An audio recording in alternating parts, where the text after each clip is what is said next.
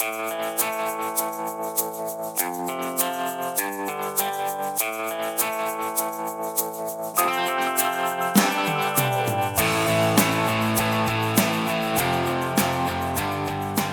to the Instrumentals of Rock podcast. I'm your host, Mitch Barnett. In this episode, I'll be talking with Harry Weinger, a veteran of the entertainment industry who is currently Vice President of A&R for Universal Music Enterprises, the catalog division of Universal Music Group. Harry has produced and or managed hundreds of releases, winning 2 Grammy Awards and many other honors for his work. Among those hundreds of box sets and catalog reissues Harry has been a part of are 2 releases by soul legends James Brown and Marvin Gaye, 2 artists you would not necessarily associate with this podcast, but listen and you'll hear why. In 1993, Harry put together a 2-CD set, James Brown Soul Pride, The Instrumentals, 1960 to 1969, that features 36 instrumental songs from James and his band, including previously unreleased live cuts and several rare non-LP tracks and B-sides. And in honor of the 50th anniversary of What's Going On, UME released Funky Nation, the Detroit Instrumentals, an album's worth of instrumentals Marvin Gaye recorded with a group of young, up-and-coming musicians in late summer 1971. The tracks had been on CD, bundled into a larger set in 2011, but in 2021 they were given their due in a standalone digital release. So let's get to it. Find out how Harry does his job and how those 2 unique releases came about. Harry, thanks for coming on the Instrumentals of Rock podcast today. Before we get started talking about these 2 instrumental projects that you worked on with James Brown and Marvin Gaye, I wanted to talk a little bit about your career in the music business. And I noticed on your Instagram profile, it says you're a producer, storyteller, and occasional photographer. Let's start with the occasional photographer. So I love photography, and I have in my work. First of all, I'm happy to be here. Thanks for thinking of me. Yeah. But it's funny you ask about that because my wife and I went to Public Gardens yesterday, and I thought, shoot, I didn't bring my camera. But the iPhone does a lot right now. You know, the mobile phones right now do a lot. So there are some things. I mean, I like having the act of having a camera, holding a camera, pointing the camera, making these choices and framing and understanding what the camera does. But I actually, in my work, have collected a lot of photographs, music-oriented photographs. And I have lots of books on all the great photographers from various genres, particularly, you know, Herman Leonard, Chuck Stewart, Jim Marshall. I even have one from Don Paulson, who did a lot for teen magazines in the 60s. Don Paulson did the photo of when Smokey Robinson is teaching the Temptations My Girl. Oh, wow. And I got the photo directly from him that he signed, that he printed, signed. Then I got Otis of the Temps to sign it. I got Smokey to sign it. And I got Paul Reiser, who arranged the strings and horns, to sign it. So it's not so much about acquiring those things. It's more about feeling like you're there and feeling like you have, through living through other, you know, these captured moments, you're in the moment. Right. So I've done some of my own stuff, just sort of poking around. You know, you're taking pictures of flowers and you're shooting through the chain link fence, and sometimes that's in focus, and sometimes what's in the back, you know, the high school kind of stuff, the background's in focus. I like doing portraits, but I haven't done it much lately. It's funny. I could sit in the room and mix a Marvin Gaye instrumental for hours. I could sit with an engineer and we're ordering food and we're talking about where the horns are going to go and is there enough guitar to make it the lead and where's Marvin, and we hear him talking to the musicians, let's use it. I mean, I could do that for a couple of days. Right. I did it actually in Nashville with one of my engineers. And But something in the post-production and photos, I get really impatient. So I got to work on that. I got to work on the patience. I got to work on, finding the right tool that makes me comfortable. I have the Apple Pencil. I've done my own retouching. I get old photos of my dad in Paris in 1946, and I can make it look really clean. Yeah. I like doing that, but I have to see where are my limitations and where, and then what happens. I'm not quite. I'm still. That's why I'm occasional. Yeah. That's the answer. When you first started out doing this, you were in the radio. You got your start in the radio industry. I guess you could say that because I went to school for that. I went to Ithaca College is almost like a trade school, at least when I was there, because we didn't have in radio. We didn't have kind of our own show, man. Mm-hmm. We had I formatted radio station, and I ended up becoming music director, like an assistant music director, my sophomore year, and then I became a music director of the FM station that was widely heard upstate New York in my junior year.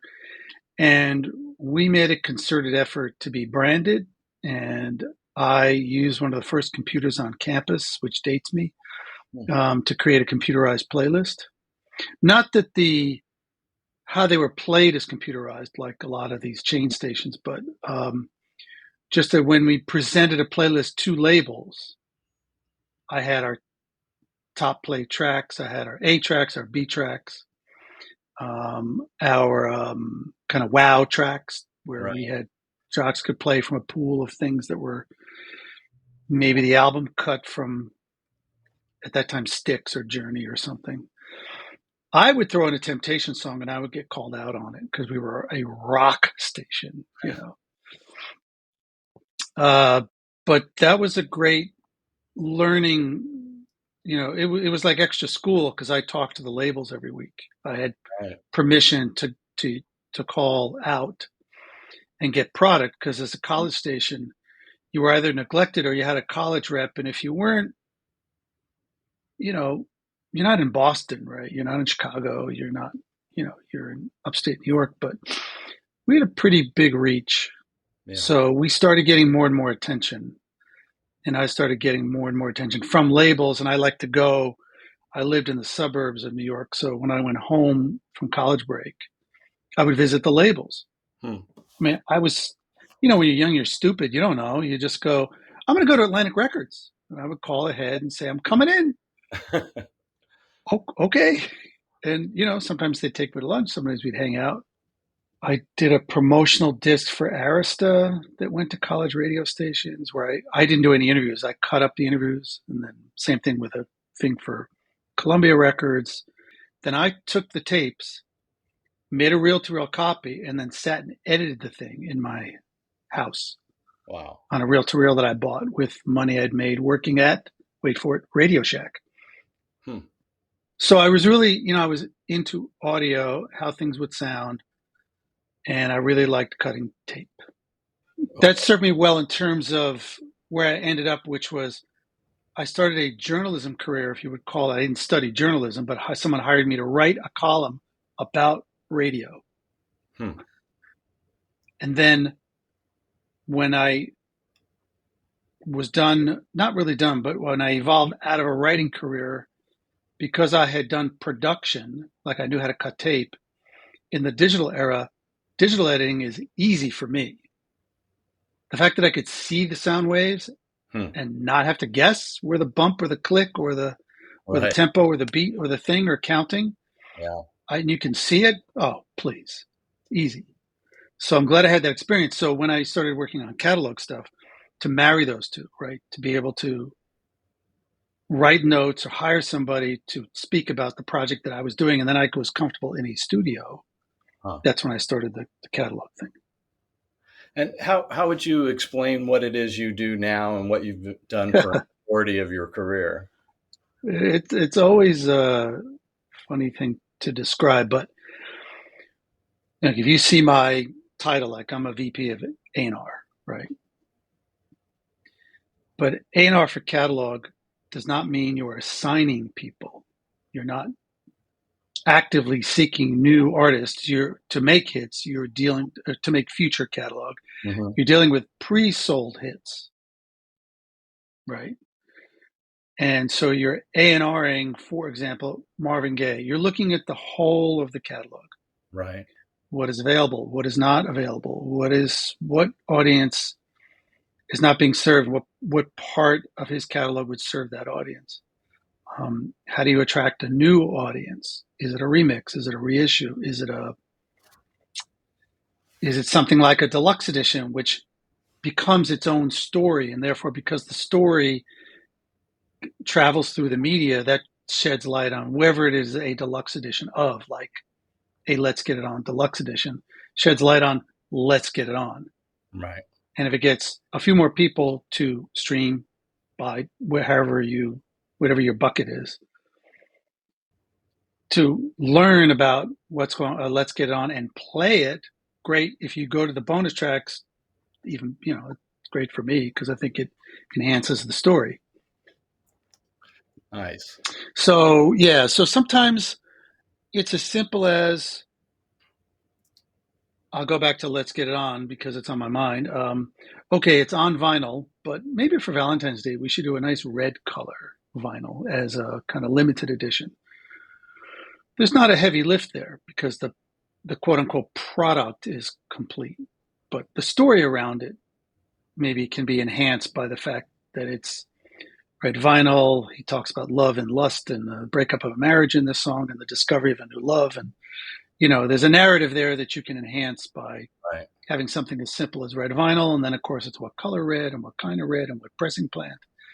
All these are decisions that have to be made where you're working with a team, production team, and a sales team, a commercial team to come to that kind of decision. And then it's it can be something like the Bob Marley biopic that's out now and doing really well, where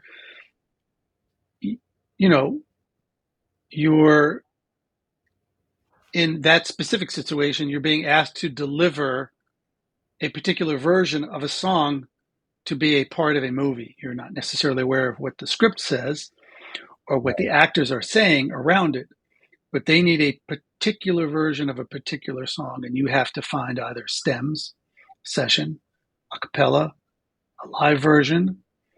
You got to know what format. Do they want an MP3 for reference? Do they want a wave? Do they want a high-res wave, a standard def wave? They just want it off the CD. Do you want the flat master? Do you want the EQ master? Do you want the remastered master? So these are questions that an A&R person can ask and then can answer depending on the conversation you're having with the person during the requesting. Wow. Sometimes you are offering those things, right? You find out there's a project like the James Brown documentary that's starting. Okay, you raise your hand and go, what do you need? Do you know that there's this in the vault? Or do you know that this is available as an instrumental? Do you know that he recorded 11 albums on Smash that are all right? Do you have these materials as part of the story? And so, and then sometimes you're doing something digital where you are finding an album that is just not available at any streamer, and you go, how did that happen? And you find out maybe there's a classic record that you like that could be popular, could be niche, where it never made it to CD, so it's never been digitized. Right. So you've got to do that work to see, okay, where are the tapes? What's this going to cost to digitize if we find the tapes? Are they the correct versions? These are part of the artist and repertoire process. So you're really an archeologist, an audio archeologist. Part of the job. And then, the part of the job too is you're creating teams within the company where you're delivering not just physical audio or digital audio, you're conveying a story. Mm-hmm. So if a product manager, say, is working on the Bob Marley campaign or Marvin Gaye, or Sometimes it's just a matter of, okay, let's go over the basics, right? What's our foundation here? There's X number of albums. This was his most popular. These are the highlighted tracks. Right. And by the way, if you want more, here's a spreadsheet and with everything, and here's a link to all the albums, right? Wow. But you're kind of helping to funnel information in a way that's usable for everyone.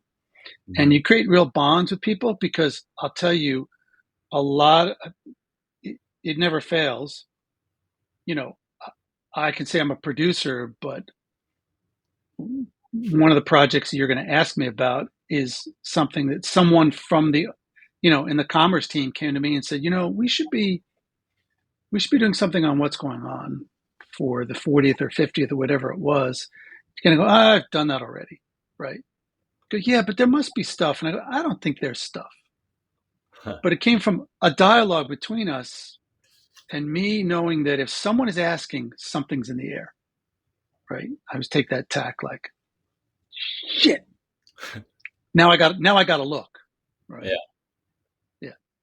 So let's start with the first one that I want to talk to you about, which was the Marvin Gaye project, which is the Funky Nation, the Detroit Instrumentals.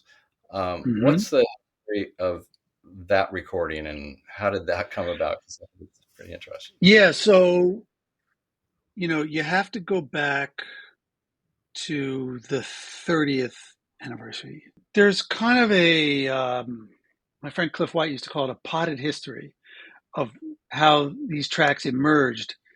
And what I was able to do after a couple of years of sort of this potted history of saying, well, here's an interesting track from the Marvin Gaye archive of him trying out these instrumentals. And even on the box set from the 90s, there's a thing called Checking Out Double Clutch. Mm-hmm. And there's another one called Strutting the Blues. And, he talks about these are just a bunch of cats from Detroit. And then I put a couple of songs on the Let's Get It On Deluxe Edition. And this idea that the frame for those instrumentals, there were, at that time, I put in 3 of them, and 2 of them were the same track, but different takes, right? Mm-hmm. Running from Love and Mandota. This idea that Let's Get It On, the ramp up into Let's Get It On, Marvin went in all these different paths to figure out how he was going to then do this record. And that was a very broad, as it turned out, overview of that story. Because as the years went by, and I've been lucky enough to still be at the gig where I can help reframe the stories, is that these instrumentals were their own thing. Mm-hmm. And Let's Get It On is its own thing. What happened in between what's going on is not just Trouble Man, but there was an unreleased album or an attempt at an unreleased album called You're the Man. These instrumentals have nothing to do with that. Part of the journey, but not specific to any of those things. It really is the aftermath of what's going on. So it's really August, September of 71. So what's going on? The single had come out in January. Of 71? 71. Okay. He hadn't cut an album. Just want to be sure the myth is understood. That there was a single that Motown's Berry Gordy really didn't want out. He just saw Marvin in a different light. Motown had to be careful about where it was stepping politically. He wanted to be sure we kept the Love Man grooving on the Love Man stuff.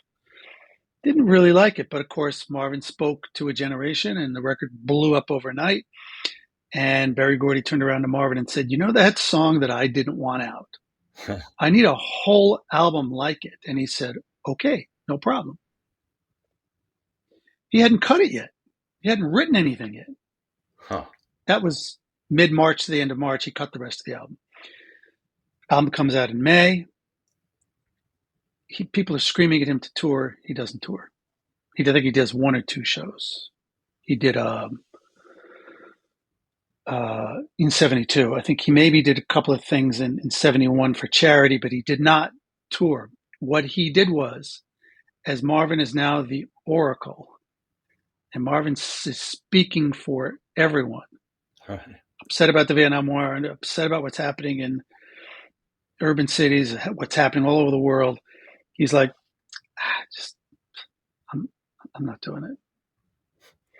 And he goes into the studio in Detroit with Ray Parker Jr., who's then what? What is he then? 16, 17? Leroy Manuel from the Fabulous Counts. Michael Henderson on bass from Miles Davis's band, who was then 20, who once told me his afro couldn't fit through the door for him. He had to duck. Hamilton Bohannon on drums. Wow. From Stevie Wonder's band. Yeah.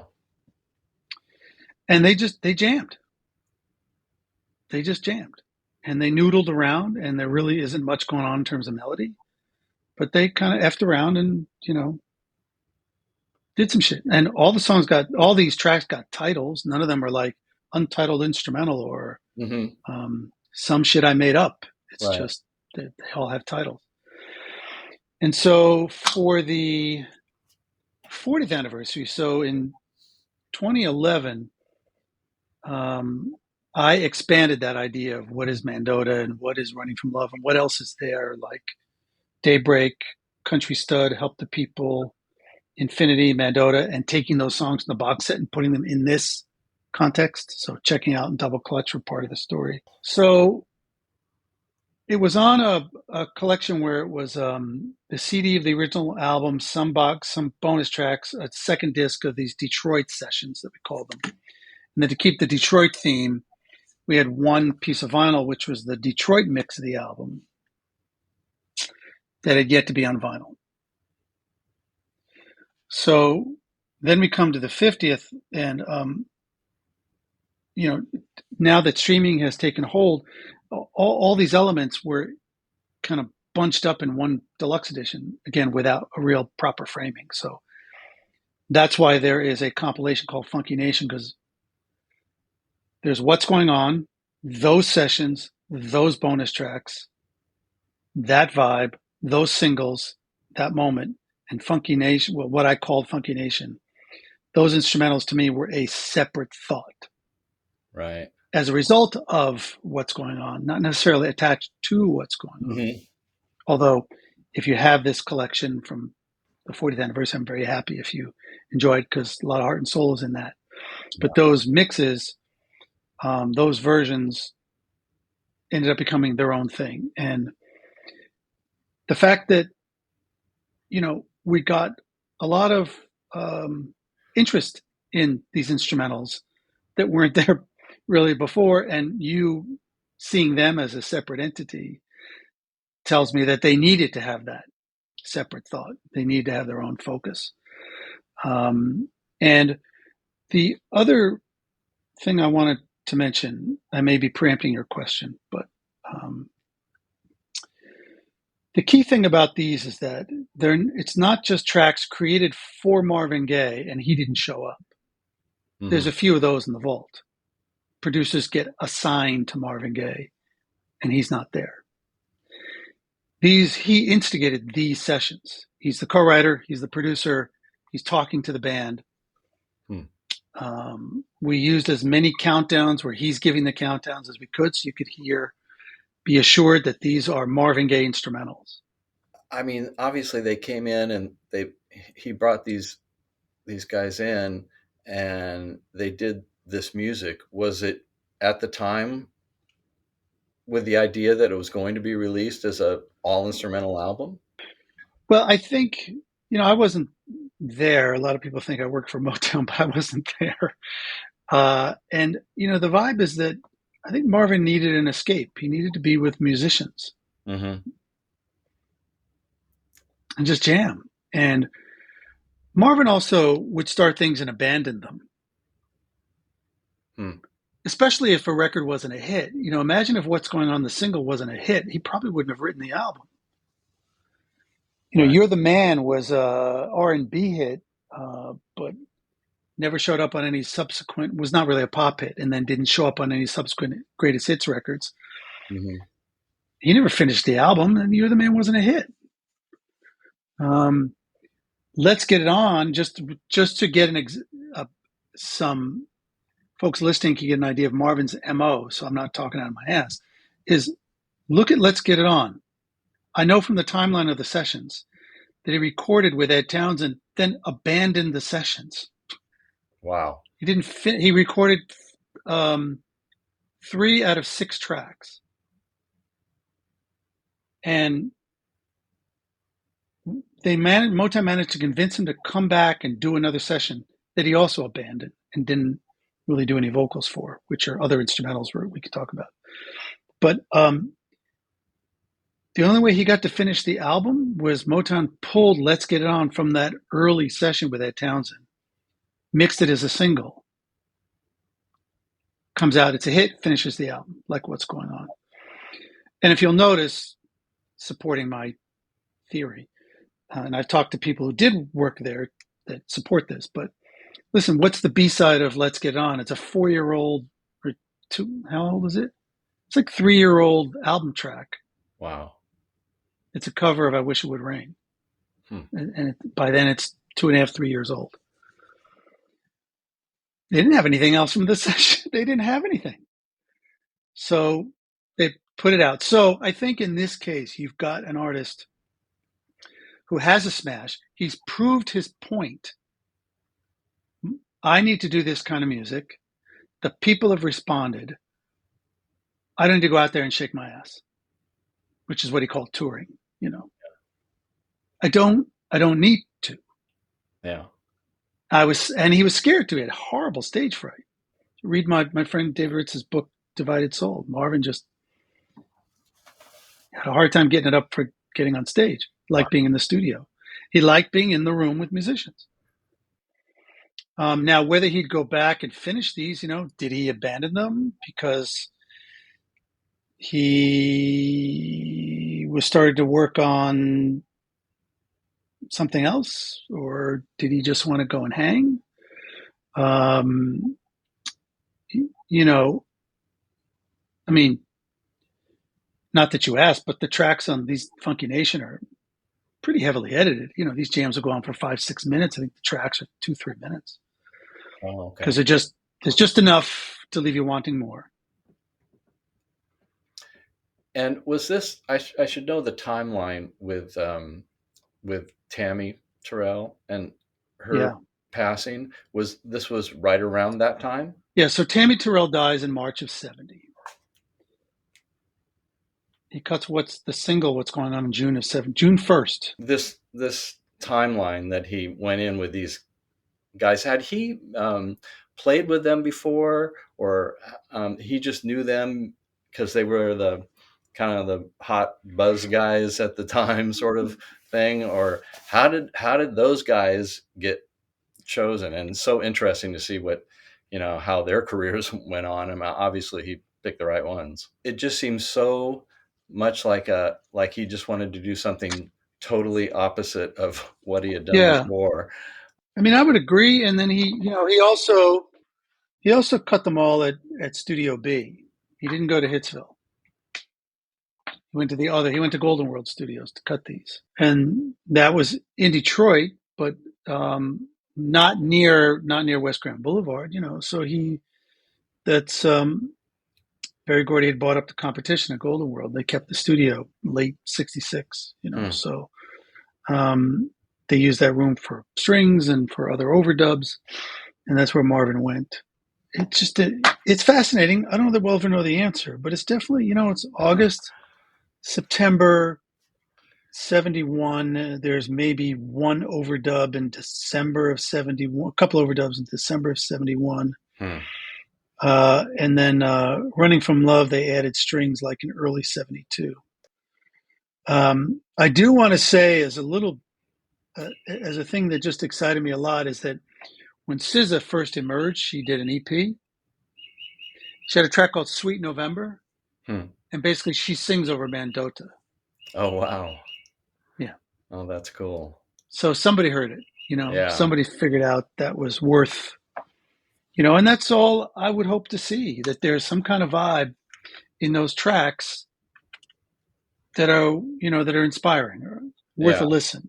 You know? Well, I just I love it. Kind of like the other project we're going to talk about, where you've got one of the most legendary singers of all time, as with Marvin too, and there's all these instrumentals, and especially the Marvin Gaye, the Detroit album is just, it's such a cool groove. I mean, it's just Marvin Gaye music, but without Marvin Gaye singing, and it was just really good when I came Well, man, across it. listen, Marvin was nothing but cool. Right. Yeah. He was super smooth and cool. So you could only get that kind of vibe. And That's true. we have sort of gone back and forth on email a little bit, but I don't want to forget the instrumentals from the Let's Get It On sessions, which Right. I think are part of the story, in that not quite 2 years later, if I can go on, I mean, he's abandoning, he's already recorded Let's Get It On, If I Should Die Tonight, and Please Stay. Right. And he's abandoned those sessions and taken off, allegedly gone to the desert in a bread van. I don't know what he did, but Motown got David Vanderpit, who had done What's Going On, out to LA and convinced Marvin to come back. So, in the past, I've looked at those sessions and thought, oh, these are just kind of sidebars, but they're actually a serious part of the timeline. And Marvin is in the room. You can hear him say, "Let's play that back. Watch me." He does countdowns. It's not Vanderpit doing the countdowns. It's Marvin. Going back to photographs, one of my most cherished photographs that I have is from Jim Britt, who did the album cover.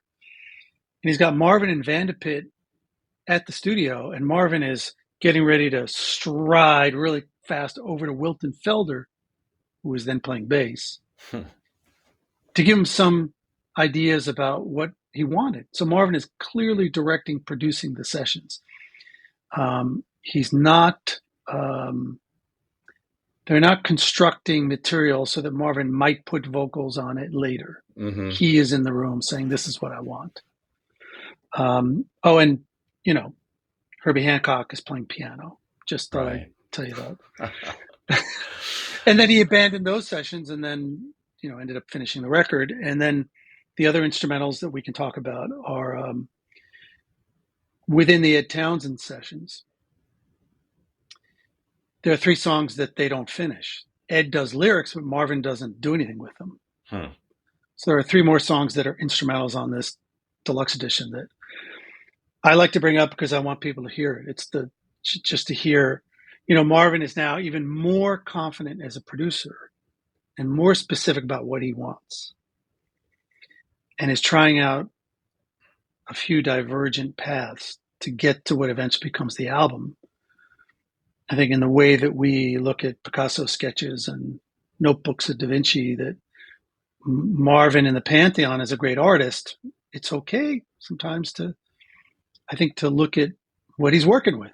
What do you got going here? What are you thinking about? Yeah. Oh, you're going to go there? You could have gone there. And the other thing that almost sent me down a very bad rabbit hole, and I'm going to leave this for future generations, so I'm challenging anybody out there. You could reconstruct the Let's Get On album as a smooth jazz masterpiece without vocals. Yeah. The instrumentation is there. The heart is there. The saxophones and the trumpets and the guitars, it's all there. Not me, not now. It's too much. But someone could really do it, not replay it, but take the original tracks and figure out a way to make it. Anyway, that's you could make it that. Yeah, what an incredible talent. He was, and then 72 is Trouble Man soundtrack, right? Right. And he hadn't done a soundtrack. I mean, he was pretty involved in that, right? As far as the score. Yeah, that's a really good piece of connective tissue you brought in here, which is you've got Funky Nation. Mm-hmm. There's a stop and start where he's not going to tour, and then he does the You're the Man single, some recordings around it that end up not coming out, trying out different producers, does vocals, drops it all to go to Hollywood and score a movie. Wow. And, doesn't sing like Curtis Mayfield doing Superfly or Isaac Hayes doing Shaft. Right. He basically does one vocal. Yeah. And the rest of it's all this incredible jazz. I mean, this soul jazz shit is incredible. It is. It's really good. My understanding is that he directed, there was a kind of an orchestral score, group of musicians, and then there was like a core rhythm band. He did different sessions with each one. Oh, okay. And he directed, and he told them what he wanted, and then he kind of sang the parts. Wow. Yeah. That's cool. And there were arrangers. Those are J.J. Johnson, jazz trombone player who was doing movie scores. Some old school guys like Jack Hayes and Leo Shukin. Dale Oler, who ended up, working with Joni Mitchell and folks like that. She hired him, in fact, because he did Trouble Man. Bob Ragland, who did 3 tracks, including theme from Trouble Man and Cleo's Apartment. And James Carmichael, who was then, about to start producing the Commodores, did the horns. How about that? Wow. Yeah, so he's got both. He's got the soul guys and he's got the old school guys and he's got kind of traditional jazz guy, all working with him to create something that gets a meat to it. Yeah. But he's directing it, and he's writing the music. Correct. And do you know when he wrote, what instrument he wrote on, or was piano? Okay, piano. He'd sit the piano. I was going through my albums a couple months ago, and I came across a Grover Washington Jr.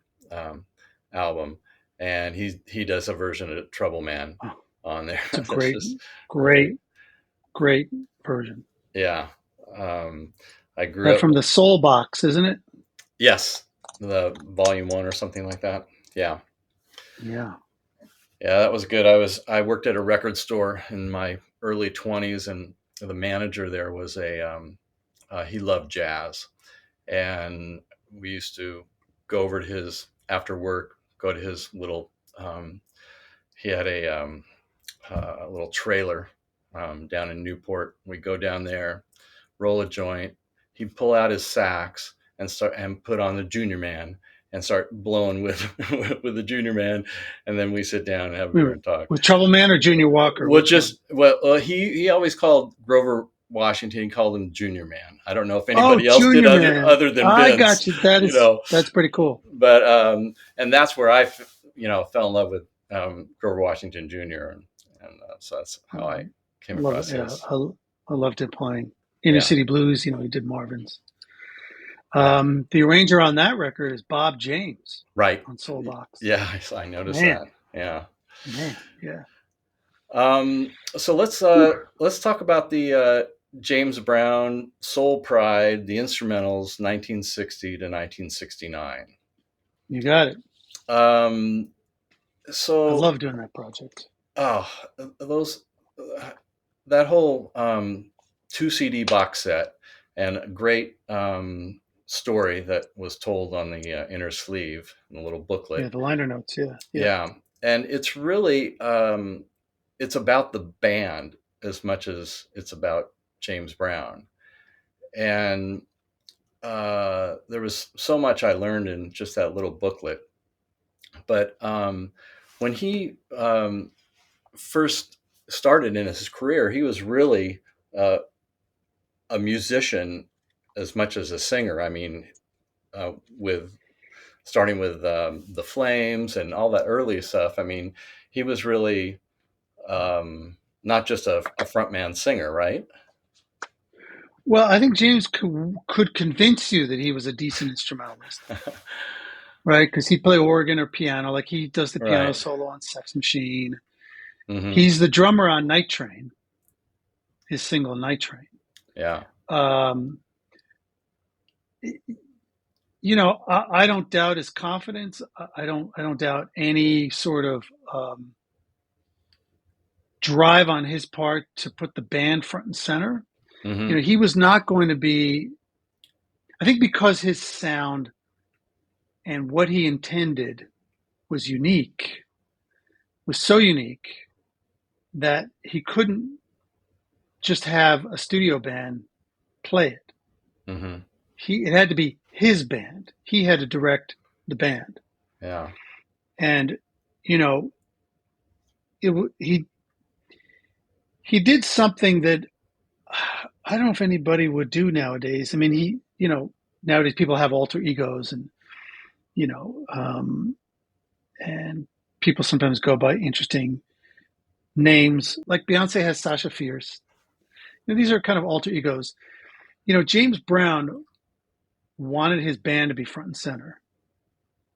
I mean, I don't know whether he saw the future, but he could save money because the opening act could be his own band. Right. But, he did a record called Do the Mashed Potatoes that was credited to a local disc jockey, King Coleman, in Miami. But it's James Brown and the band. Wow.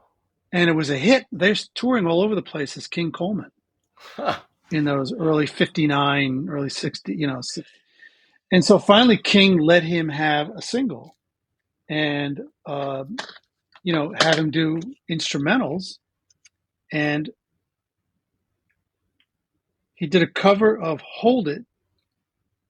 And on the label, it says James Brown presents his, in all caps, band, B-A-N-D, in big letters. Wow. He was determined that would be his future. He would have his own band and they would get their own shine, Yeah. But under the direction of him. Because if you ever went to a James Brown show and the band was the opening act, they would play hits of the day, not always, past the P's. They'd have to play whatever the hits were.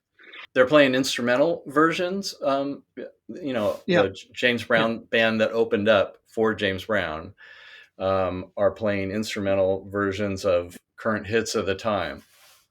Huh. But James, early on, the show until about 66, 67, he usually opened his own shows playing organ, and that was the big reveal. The band would be playing The King, which is one of their instrumentals, or they'd be playing Tighten Up, again, a cover. Mm-hmm. Or, they might be playing Soul Food or Evil or things like that. And the big reveal was that James Brown would be playing the organ. Spotlight would hit, and there he would be, and that was a big deal.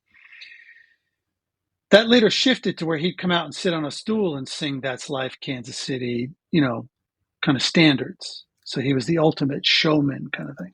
Huh. And he didn't have to work that hard. But the instrumental side, particularly in the 60s, what this compilation does is shine a light on those tracks.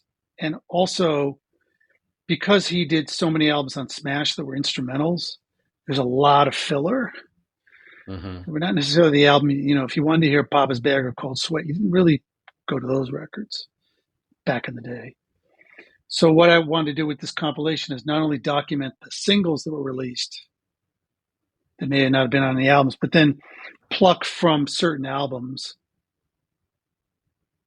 tracks that were worthy. Every song that's on this 2 CD set were all of them released at some point on James Brown records through the 60s, or some of them unreleased?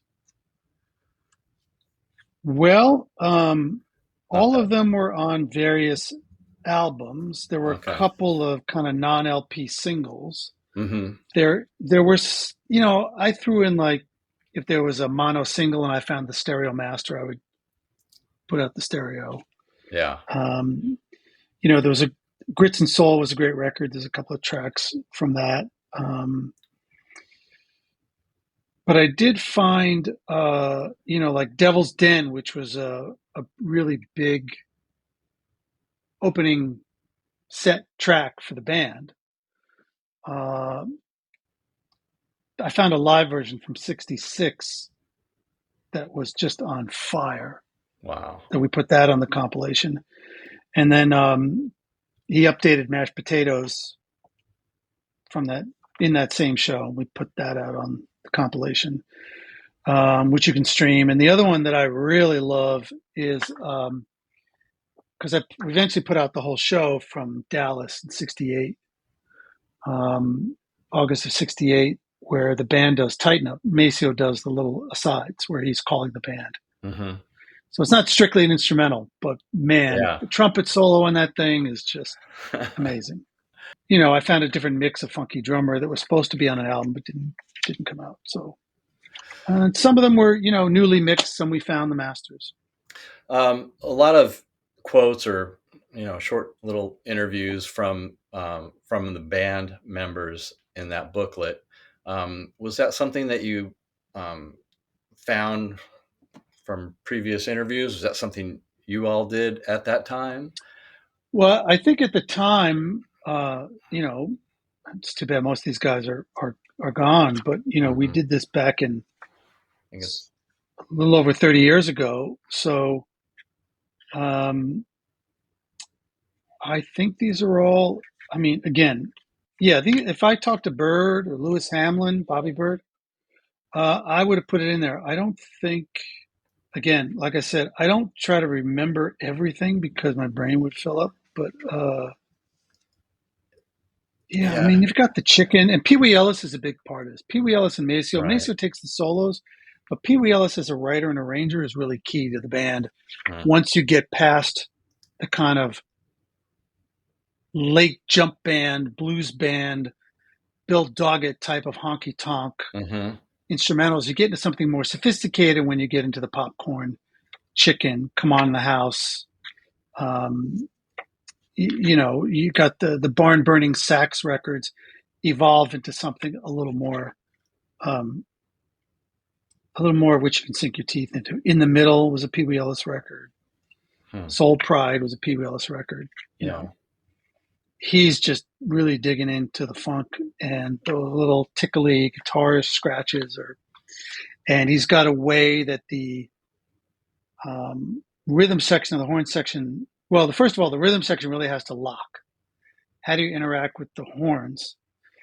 He told me he had separate rehearsals for each of them so they could get their confidence, not get out of whack by trying to lock with each other in the room. They would lock separately. You get them tight, super tight, until they were undeniable. Then he put them together. Wow.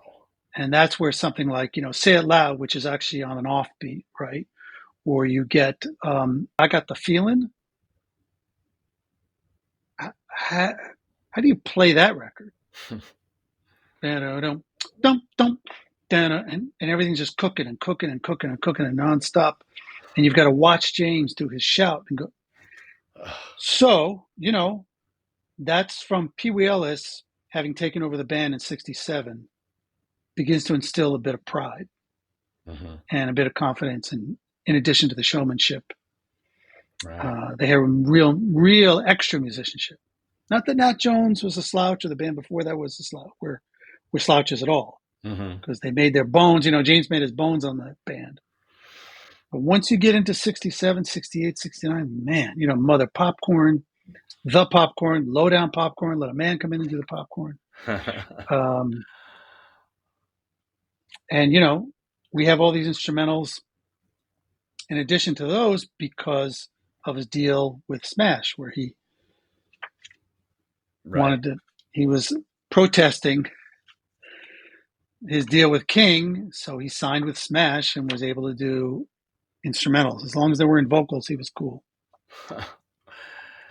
And then 69, then 70 comes, and then there's this transition with James Brown and what happens with him, and he changes musicians, and his whole career is starting to change at that point. Is that right? Yeah. You know, March of 70, February, March of 70 is that band has had it as successful as they've been. I think you see a man like James who's becoming enormously successful. And they're well paid, but they don't feel like the working environment is right and the money is not right, and they quit. They call his bluff and quit. And he calls their bluff back and hires a new band. So it's Bootsy, Catfish, Don Juan Martin, these real rookie, raw horn and guitar players. And, they kind of have this jagged edge, but it helps James. One, because he has to sort of be dad, or, Uncle James. I mean, becomes the godfather. But in this instance, he cannot tell Bootsy to get his shit together. He has to be gentle, because if those guys quit, he has zero backup. And you can hear it, and it's a little bit of a humble brag. We put it in the doc where you hear him talking to Bootsy and Catfish. He's telling him, hey, man, don't forget, hit those ones. He's not saying, you better get on the one, I'm going to fine you. He is, hey, man, it's okay. It's all right. It's all right. It's all right. Let's just try it again. Yeah. The tone is very different. The funk is just incredible. Bootsy and Catfish lock in with Tiger, but then Clyde Stubblefield comes back, and that becomes its own kind of amazing rhythm section. And They do their own instrumentals. The first version of the JBs do the grunt, which becomes a big sample. And then, when Fred Wesley comes back and takes over the band, and the younger guys quit to start their own group, and then eventually get into Parliament Funkadelic, which starts a whole nother branch of the tree. Right. The JBs, the second version of the JBs, they start doing it to death, Pass the Peas, Give Me Some More, Giving Up Food for Funk, same beat. These are all classic instrumentals that James Brown directs, that Fred Wesley is arranging and make work. Yeah. Yeah, and it was just a fascinating story, snapshot of the 60s with instrumentals and with his band and his career, and how many different chapters he had of his career. Yeah. It was just fascinating, because it was interesting what you just said about James Brown being careful with his musicians. I mean, when I think of James Brown later, the younger guys, remember, because when you think of the older one, you think, he's not taking shit from anybody. And well, he didn't in the 60s either, but there's that 11-month period. I mean, can you imagine Bootsy and Catfish only in the band for 11 months? There's that 11-month period where, he's kind of just got to be the kind uncle, while also training them on how to be a James Brown band. Because if they ain't hitting it, that means he's not hitting it and he's not having it. Back to your career, I saw something with the Kennedy Center that you did with Questlove. And, yeah. And so you two were sitting in front of the big board, and he's pulling stuff up and listening to it and everything. And how is it just over time that, because have you ever been a recording engineer yourself, or are you just... No, I mean, not because you're not really recording, but you seem pretty comfortable in a studio, obviously. That's my happy place. And is that just something you've learned on your own throughout the years? I just like being there. Yeah. But I learned early on that my strength was not necessarily knowing how to +2 at 10K, but do a roll off. That I can't. I can't. I don't. What I want in my brain is to be able to express the emotional side of it, and have an engineer whom I trust to interpret what that is. Yeah. Right. So I want to lean into, listen, I feel like the guitar is lost. Something's not sitting right. That's a producer's direction. Right. And so the engineer might think, oh, if I put it left and right, and then I do this, and I get a little reverb, and I just time out. Right. I have to be able to give instruction as to, as to what I feel like is in my head can sound like coming through speakers. I have to trust what the speakers are, what the headphones are, who the engineer is, what kind of dialogue can you have with an engineer. Something, I suppose the audience might understand this, but for people who don't, is that working with an engineer is an intimate experience because sometimes you're literally side by side for hours. Right. And sometimes you want to reach over and you've got to brush up against somebody and you've got to touch that thing that they don't want you to touch. So there's a trust there, there's an interrelationship, and there's hopefully an interconnectivity where you're able to understand each other. I want to invoke Kevin Reeves, who I've worked with now since almost 27 years, where I can be in a room and I'll hear something and I'll start to say it and he will start to fix it before I say it. Wow. Because there's an understanding of what we're going for. Yeah. There's a new there's an unreleased James Brown record out, speaking of Bootsy and Clyde, called We Got to Change. That, by the way, can't be an instrumental. I was thinking, I'll do an EP with the original version and then the extended, then the instrumental, because everything leaks. James is everywhere. You can't. Wow. It sounds like the finished record, even if you mute James, because you can hear everything. Or if you mute the band, you can hear James. But that, and some of the Marvin Gaye, the instrumentals with Herbie, because we both had this feeling about Herbie and how it would sound, and how while we wanted it to be funky, we had to thin out a lot of the rhythm actually, even though the rhythm is strong, so that you could really hear Herbie, because Herbie played his ass off. And we had to have a conversation about who would be coming in and out to compliment him and where we would have to actually mute him.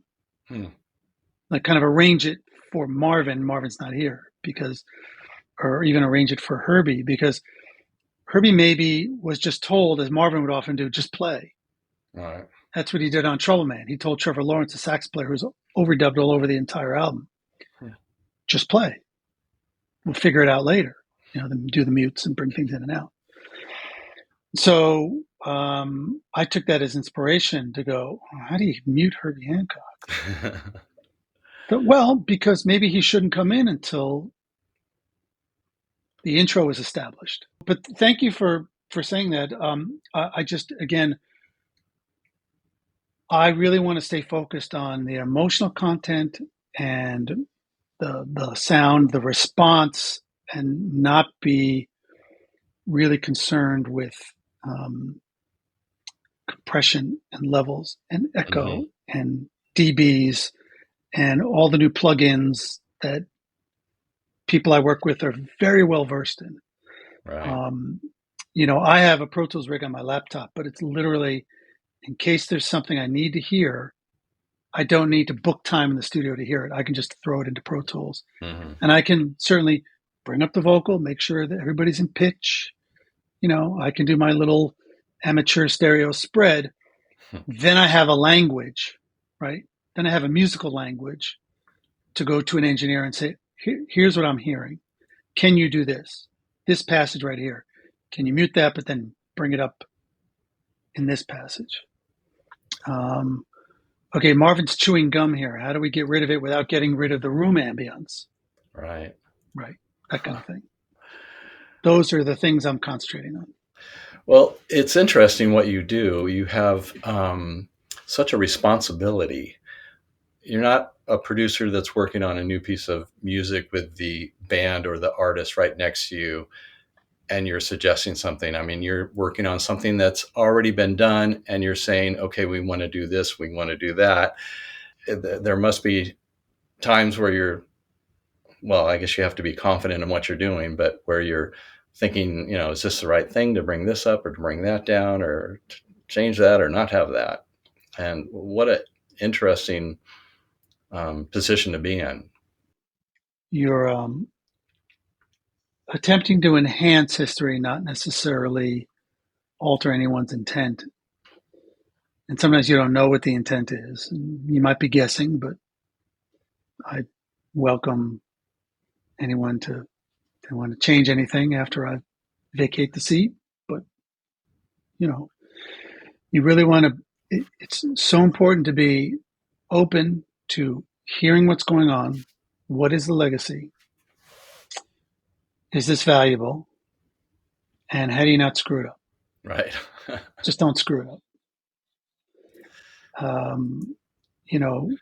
That was the challenge with this unreleased James Brown song. This We Got to Change that's out. That it actually took me years to kind of figure out if it was a real record. It wasn't something I found a month ago and we just put it out. Yeah. It took years of marinating to go, is there something there? So that took some time. What do you have coming up that I can talk about? Well, I'm looking at actually the Marvin Gaye live album, ! From '74 with Distant Lover on it. We've dabbled in having extra tracks that were mixed at the time, but then ended up because of vinyl time limitations, they cut them out. So some of the bonus tracks are on the version that's streaming, but the original album is not streaming. Right. Okay. So I want to kind of reframe that, right? Like I've been doing is I like to do foundational work and then we have little filigree around it. Right. Yeah. So the foundational work is, get the original album out there. Boom. Okay. Take care of that. Now, what do we do with the bonus tracks? Okay. We'll do like an expanded version and we'll actually call it that instead of the version that's out there now, which just looks like the original album. So I'm trying to figure out now, like where do those bonus tracks really go? And there's a couple of other tunes that I think there's really just one. Again, I'm in the middle of it now. I've got to listen to the whole thing and see what's not there. Well, Harry, thanks, man. It's been really interesting. I think what you do is just fascinating, and I really appreciate that those instrumentals got out and we can listen to them. So it's really great. Yeah, I appreciate you reaching out to me. I hadn't thought of talking about them in this way, so it's nice to be able to kind of walk through it and you see the value in them. Marvin, James is really, he could be a musician both on keyboards and drums, but really with his voice, like he had a percussive voice. Yeah. And to really know how to direct a band so powerfully and viscerally and make it really a great experience. And then, for Marvin, with his smoothness, had a definite idea of how he wanted his music to live. And, the instrumentals you mentioned and we talked about really are him saying, this is what I want. Yeah. Yeah. You definitely feel that. It's really good. It's like you said, it's not just somebody said, here's some songs, make them instrumental or something. It really feels heartfelt. So cool. All right, man. Thanks a lot. All right. See you down the road. You got it. All right. Thanks for listening to this episode of the Instrumentals of Rock podcast. Recently, the podcast reached over 1,000 downloads since we began last summer, and I want to thank all of you who have taken the time to listen. I really appreciate it. Also, a special thanks to Harry Weinger for being a guest on the podcast. Check out James Brown's Soul Pride, the Instrumentals, and Marvin Gaye, Funky Nation, the Detroit Instrumentals, wherever you stream or find digital music. Cheers!